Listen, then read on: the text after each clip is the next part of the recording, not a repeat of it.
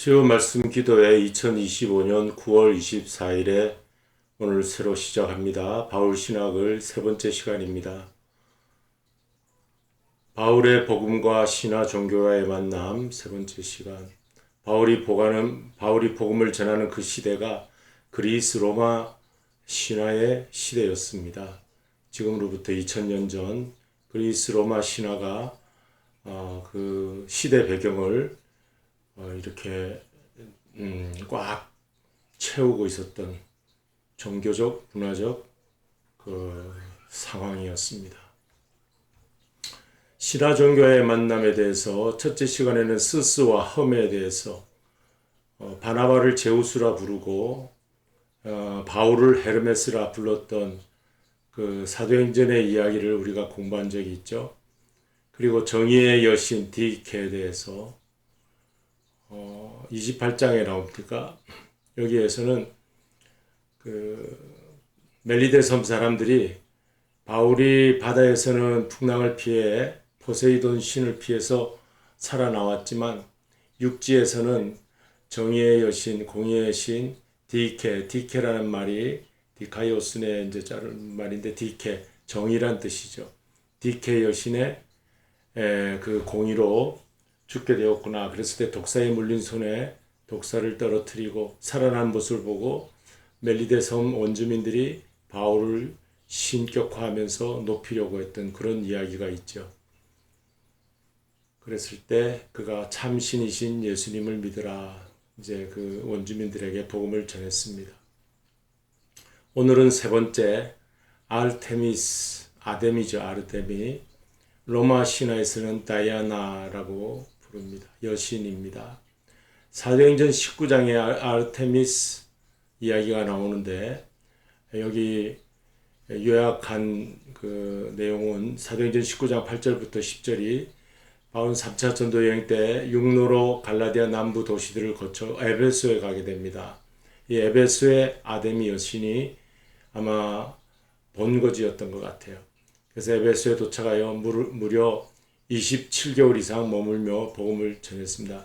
2년 반 동안 에베소에서 머물면서 복음 전했을 때 많은 이야기들을 우리가 사도행전에서 볼 수 있지만 가장 대표적인 이야기가 이 아르테미스 신전과 관련된 소동입니다. 사도행전 19장 23절, 30절 내용을 보시면 에베소 도시에 거대한 신전을 세워 순례자의 방문이 끊이지 않았다고 합니다. 이 아데미 신전이 에베소에 있었는데 당시 그리스 제국의 로마 제국의 그리스 헬라 제국 다음에 로마 제국 그 어간에 굉장히 유명한 신전이었다고 합니다. 그래서 이 아데미 여신은 풍요와 다산을 상징한다는 것이죠.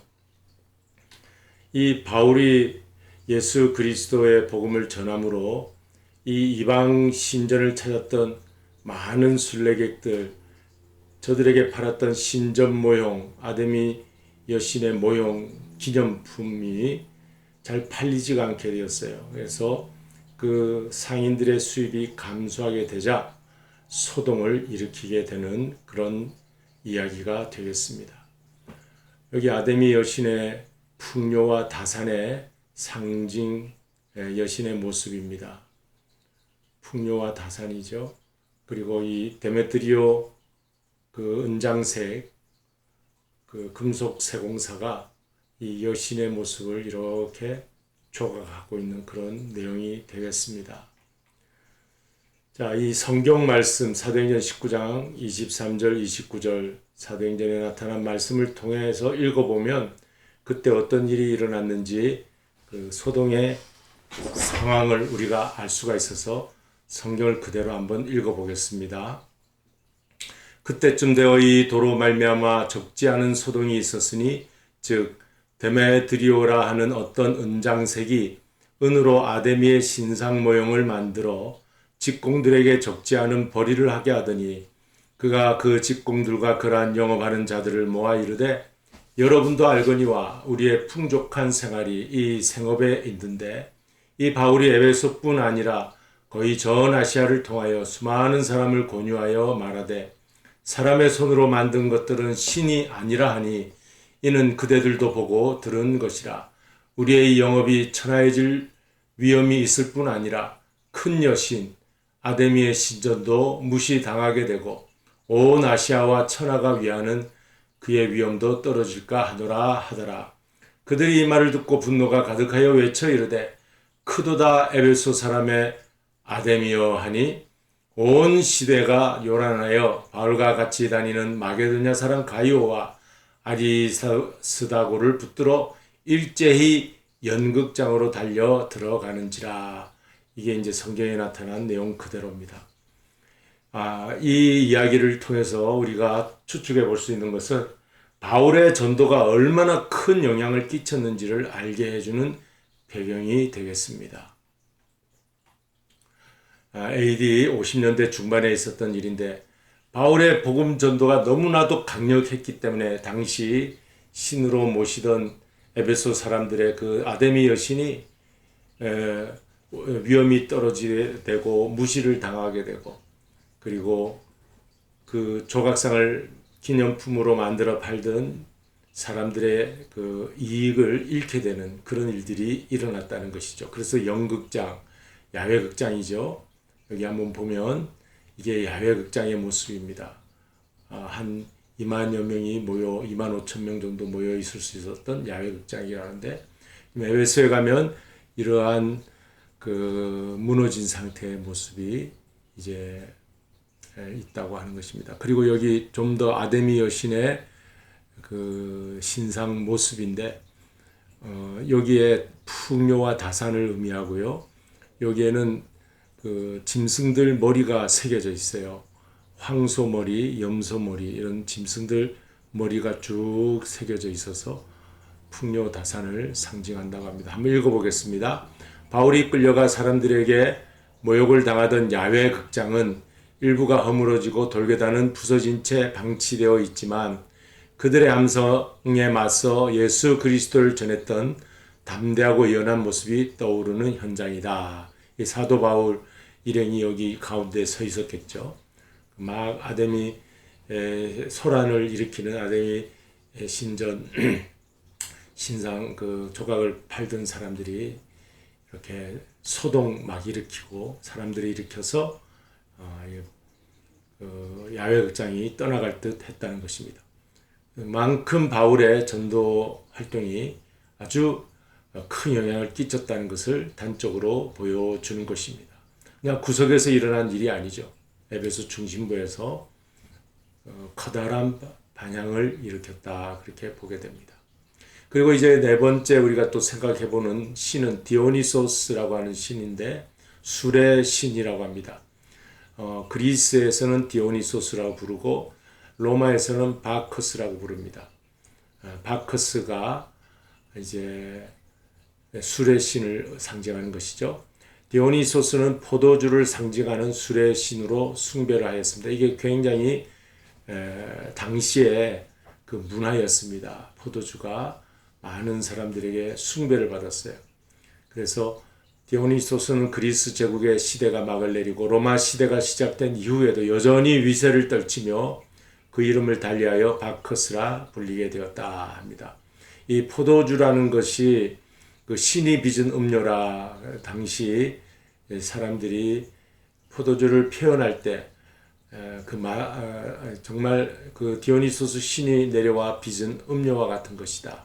디오니소스가 신과 인간의 중간 형태를 띠고 있었다고 그래요. 신성과 인성을 가지고 있었다고 그래요. 그래서 신이 땅에 내려와 포도주를 빚었다. 그런 음료다.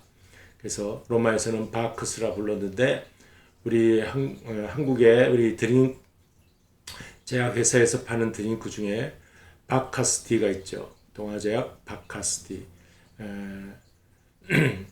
아주 그 힘이 잠깐 나게 하는 것으로는 이 바카스티 드링크를 많이 사람들이 사서 먹게 되는데 이 바커스에서 나온 이름입니다.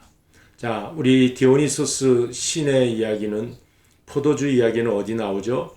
요한복음 2장 1절부터 11절 가나 혼인 잔치에서 포도주 이야기가 나옵니다. 물이 변하여 포도주가 되는 사건. 그러니까 디오니소스라고 하는 신이 땅에 내려와 신이 빚은 음료가 포도주인데, 예수님은 그 잔치 자리에 포도주가 다 떨어졌을 때, 기쁨이 떨어졌을 때 물을 아구에 가득 채우라고 하여 다 채웠을 때 그 물이 변하여 포도주가 되는 것이죠. 잔치 끝물에 질이 떨어지는 포도주가 아니라 너무나도 질이 더 좋은, 품질 좋은 포도주를 만드는 사건.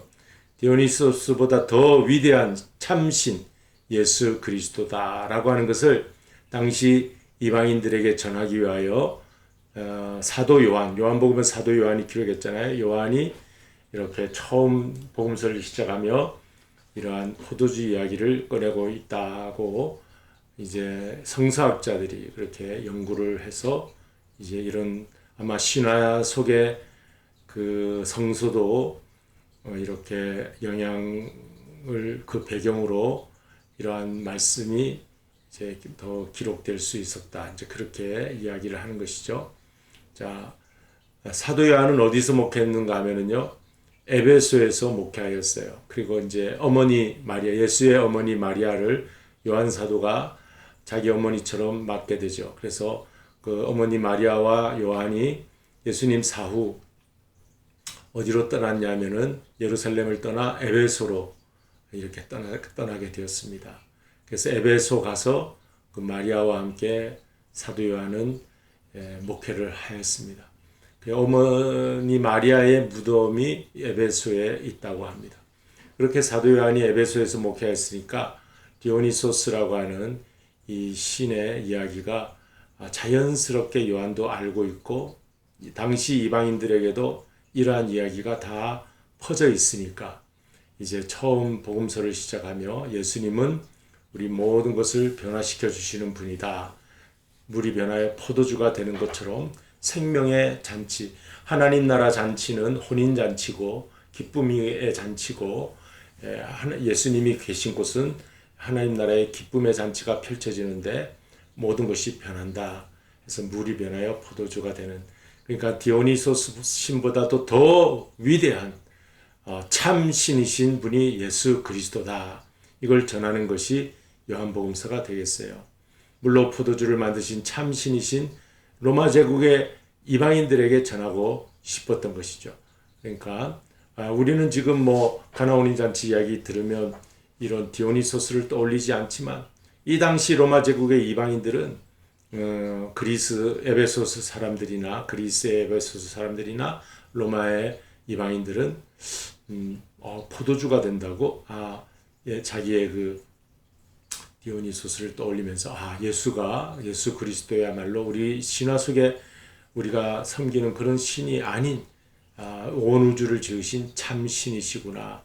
우리가 예수를 믿어야 우리도 참 하나님 나라 사람들이 되는구나, 이렇게 받아들였다는 것이죠.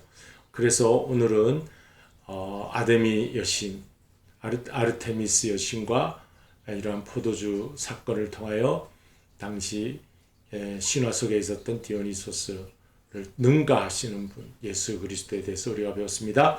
그래서 바울의 복음이 얼마나 강력했으면 이러한 당시 에베소에서 이 소란이 일어났을까, 이걸 우리가 배워야 되겠고, 또 당시의 그 배경에는 이런 신들의 신화 이야기가 성경에서도 우리가 이렇게 겉으로 완전히 표현하지는 않지만 당시 사람들이 읽을 때는 그런 것을 의도적으로 이렇게 요한이 이 복음을 받아들이기 쉽게 이렇게 그러한 내용들을 넣었다, 이렇게 볼 수가 있죠. 자, 그래서 신화에 대해서 우리가 성서 속의 신화에 대해서 복음화가 되는 그 과정, 이러한 이야기들을 살펴봤습니다. 아무쪼록 우리가 바울의 그 열정, 예수 그리스도만이 참 신이신 것, 그 복음, 오늘 이 시대에도, 현대 시대에도 여러 가짜 신들이 많이 있잖아요. 우상들이 많이 있잖아요. 그러한 우상들에게서 우리가 위로를 받거나 구원을 받는 것이 아니라 오늘 우리에게는 예수만이 나의 구원이시다. 내 참 인생의 구세주이시다 하는 것을 우리 다시 한번 강조하는 이 시간이 되어야 되겠습니다.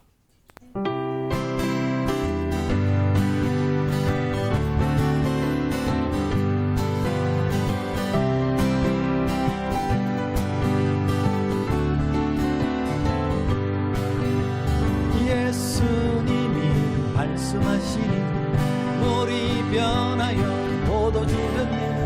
예수님이 말씀하시니 물이 변하여 포도주 됐네.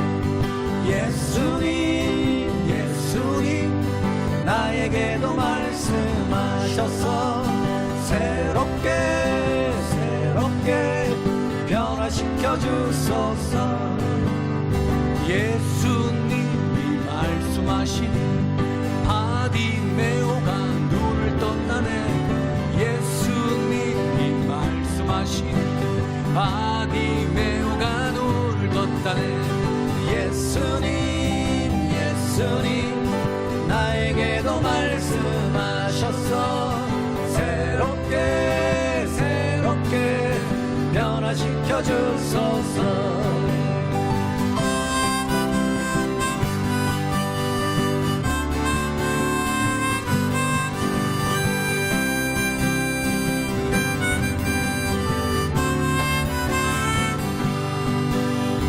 예수님이 말씀하시니 죽은 나사로가 살아났다네.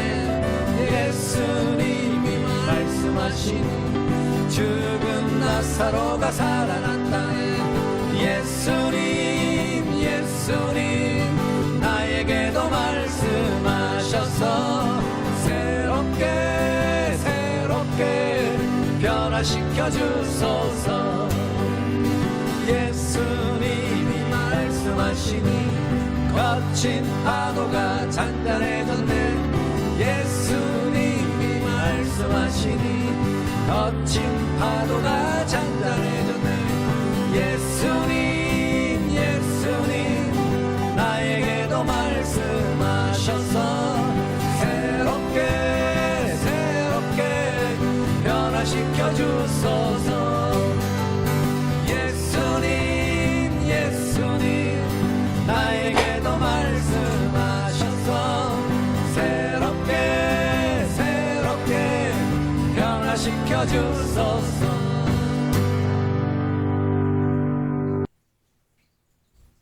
네, 우리 주님 가르치신 기도로 마치겠습니다.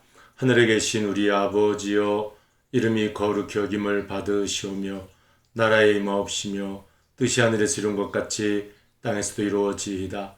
오늘날 우리에게 일용할 양식을 주옵시고 우리가 우리에게 죄 지은 자를 사하여 준 것 같이 우리 죄를 사하여 주옵시고 우리를 시험에 들게 하지 마옵시며 다만 악에서 구하옵소서. 대개 나라와 권세와 영광이 아버지께 영원히 있사옵나이다. 아멘.